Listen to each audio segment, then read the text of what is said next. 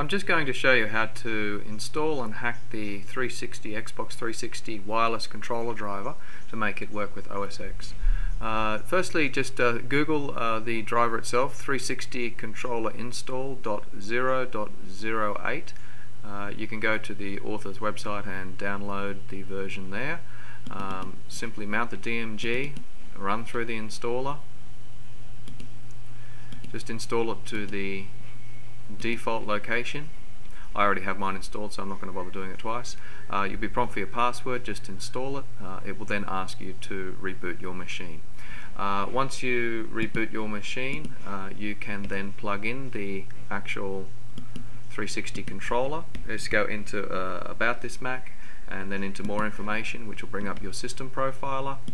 You can then go in and click on the USB hardware, and on one of these you will see a vendor specific device. If you click on that, the most important bit to note is the product ID and the vendor ID.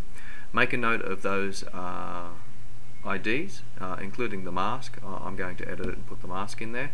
So in my case, the vendor ID is 045E and the product ID is 0291. So now I'm going to open Terminal, and to make this a little bit easier for you to see, I will zoom. Now just in the terminal you need to access root, so be careful what you're doing here, but sudo -s, enter in your password to gain root access. Now we have root access. You can change to the location of the drivers. There are actually 3 drivers that installs, plus a system preference pane and a daemon. So just go into extensions. The first one we're going to modify is the wireless gaming receiver. Go into the contents of that.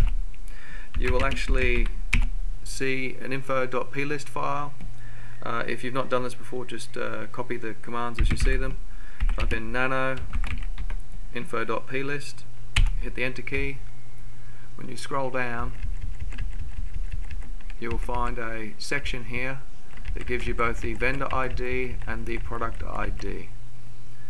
Simply go in, 0x045E was my vendor ID, product ID was 0.x.0291.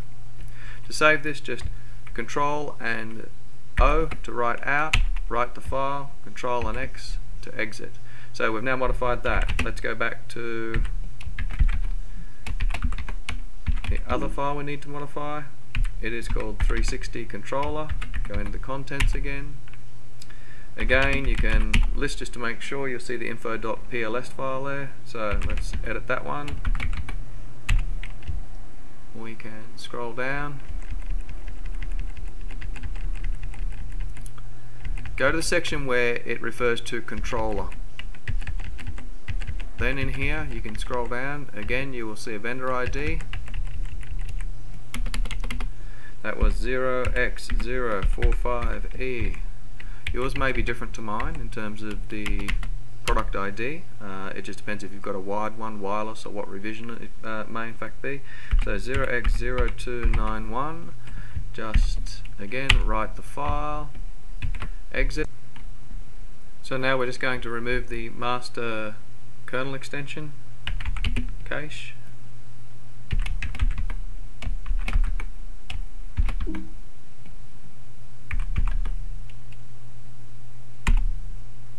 Now we'll actually remove the caches.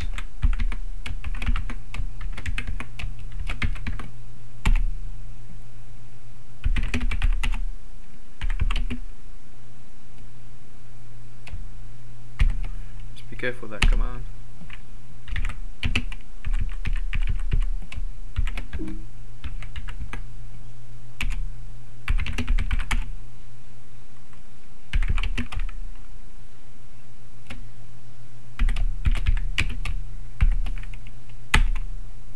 Okay, that has now removed all the caches.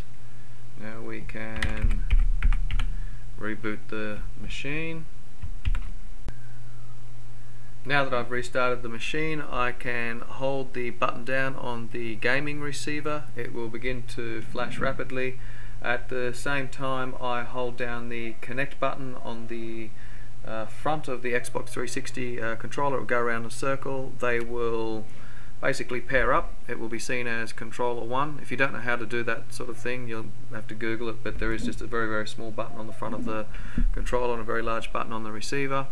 Now you can simply go into System Preferences and into the Xbox 360 controller, and now we can see our device. So there we have a working driver. You can see the battery indicator. So from there and in, I'm just pressing some buttons and you can see them coming through, moving the sticks around. All works perfectly.